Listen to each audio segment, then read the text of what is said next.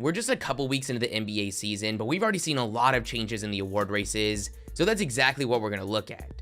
If you guys have been watching my content for a while, you know this is one of my favorite things to talk about, so if you want to see more content following these races as the season goes on, hit the sub button, smash the like button, let's aim for 69 likes on today's video, and let's get into this. Now before we go further, I want to make this very clear. A lot of people have been confused in previous videos. We are talking about Las Vegas's odds, not my opinion. As much as people like to think they know a lot about basketball or really any subject, you never know more than Vegas. It is always the best representation of the current race. Lately, I've seen things like Basketball References MVP Tracker getting talked about a lot on Twitter. Don't pay any mind to that. They currently have Jimmy Butler and Rudy Gobert as the frontrunners to win MVP. Like, what? Right now, Vegas is giving Jimmy Butler the 17th best odds and Rudy Gobert the 32nd. It is extremely unlikely that these guys win, and if you don't think that's the case, you can make a lot of money. For this video, we're going to start with the smaller awards and work our way up. Probably the least talked about award is Sixth Man of the Year, a race that's changed a lot. Going into the season, there was a very clear favorite, and that was last year's winner Jordan Clarkson. He came in with 5-1 odds, the next closest being Kevin Huerter at 12-1. So far this season, a guy that wasn't even given odds has climbed up all the way to the biggest lead of any of the awards, and that's Tyler Herro. I guess Vegas wasn't sure what his role would be, but it looks like this season, he's going to be coming off the bench, a role he's absolutely thrived in. He's gone to 22 points, up from 15 last season, to go along with 6 rebounds and 4 assists, shooting 47% from the field and 41% from 3. I tried to tell y'all this offseason, he was going to shut a lot of people up. He's currently sitting at just 2-1, and he's actually in the running for another award, which we'll get to. The preseason favorite Jordan Clarkson is at second. He's got a lot of room to make up after a pretty slow start to the season. He's averaging 14 points, shooting 34% from the field. Then there's another former winner in Montrezl Harrell of the Wizards. He's at third at 14-1. He's been a huge part of why the Wizards have been such a surprising team so far. He's averaging 18 points and 10 rebounds. Then fourth is a guy I've been super impressed with so far, and that's Cam Reddish. He's at 14-1. He got off to a super hot start, but he's still having a really solid season, averaging 14 points, shooting 41% from 3. Then fifth is Buddy Hield, doing his usual 17 points a game, shooting 40% from 3 on 10 attempts. I'm really not sure why he isn't in second. 25-1 seems a little enticing. Next, we've got Defensive Player of the Year, a race that's starting to lose a lot of interest with how many repeat winners we've been having. And honestly, we're not going to be talking about it too much, as this race really hasn't changed all that much. The preseason favorites are still the favorites for the most part. The heavy favorite is the winner of 3 of the last 4, Rudy Gobert. He's at 2.8-1. After that, it's Anthony Davis at 5-1, then Giannis and Miles Turner, then Bam, Joel, and Draymond. No real surprises. Next up is one of my favorite races to follow, and one that looks extremely interesting this season, and that's Most Improved. It looks so much different than it did going into the year. The heavy preseason favorites were the Porter Juniors, Michael and Kevin, and no, they're not related. Michael was the slight favorite. He came in with extremely high expectations after landing a max rookie extension, but man, has he struggled to start the year.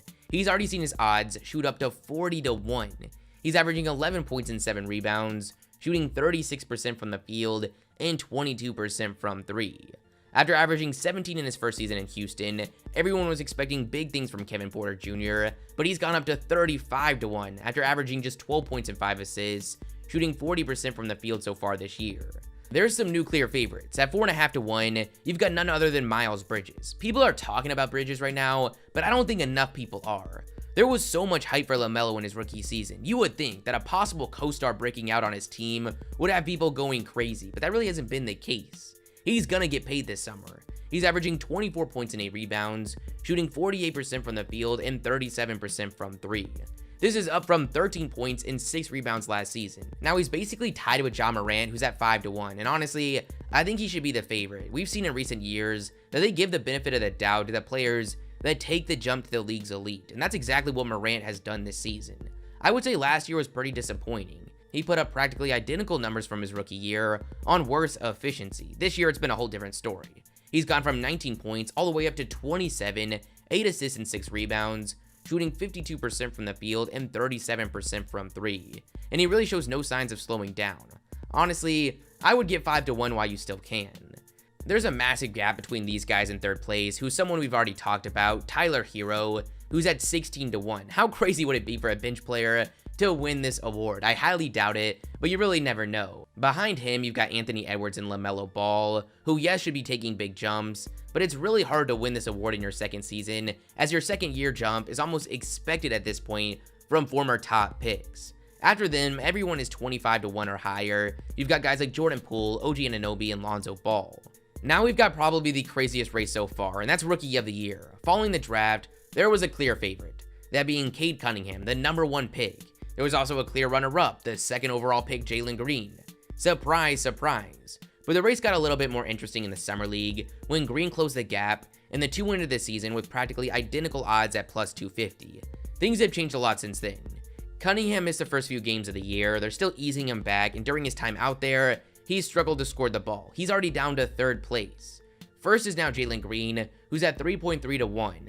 If the season ended today, I don't think anyone would give it to him with his efficiency struggles. Vegas is clearly expecting him to get better as the season goes on, and I think that's fair to expect.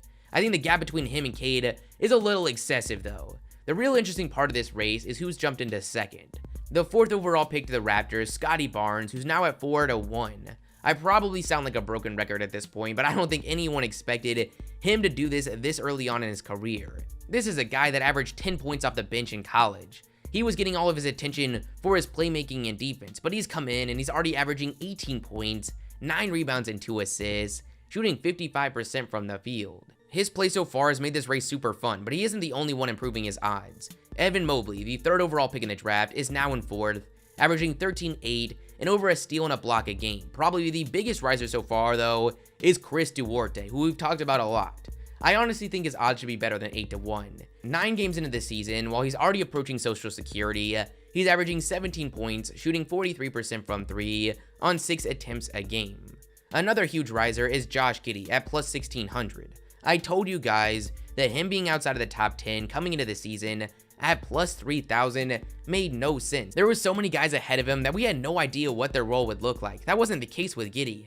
He was walking into a starting role on arguably the worst team in the league. I also brought up that due to his frame, he was probably going to be stuffing the box score, which he has. He's averaging 11, 6, and 6. Don't be surprised if he continues to climb. This race is really heating up. It's really anyone's right now, and I think it's going to be extremely fun to follow as this year goes on. Then lastly, we've got the biggest award of them all, the most valuable player. Now we've actually seen some changes. Coming into the year, Luka Doncic was again the heavy favorite in back-to-back seasons, but he's fallen to 2nd at 6.5-1. The best odds currently are in the hands of Stephen Curry.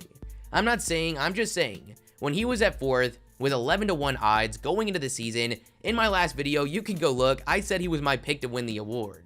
With the Warriors looking ready to compete, even with Curry shooting just 42% from the field, he now sits at 5.5-1, and honestly, I still think it's the best odds to take. Tied for 3rd currently is going to be both Giannis Antetokounmpo and Kevin Durant. This is about where they were going into the season. After them, it's Joel Embiid, then Jokic, then LeBron. This is going to be an interesting race as the award is typically given to the best player on a team with one of the top seeds. But you've got a lot of teams out there like the Jazz and the Heat that have gotten off to great starts record-wise, but don't really have a guy that can compete for this award. Everything is going to change a lot as the season goes on, so I want to know your thoughts in the comments below. Who's taking home every award? If you guys like the content, smash the like button, smash the subscribe button, and I'll catch you guys next time. Peace.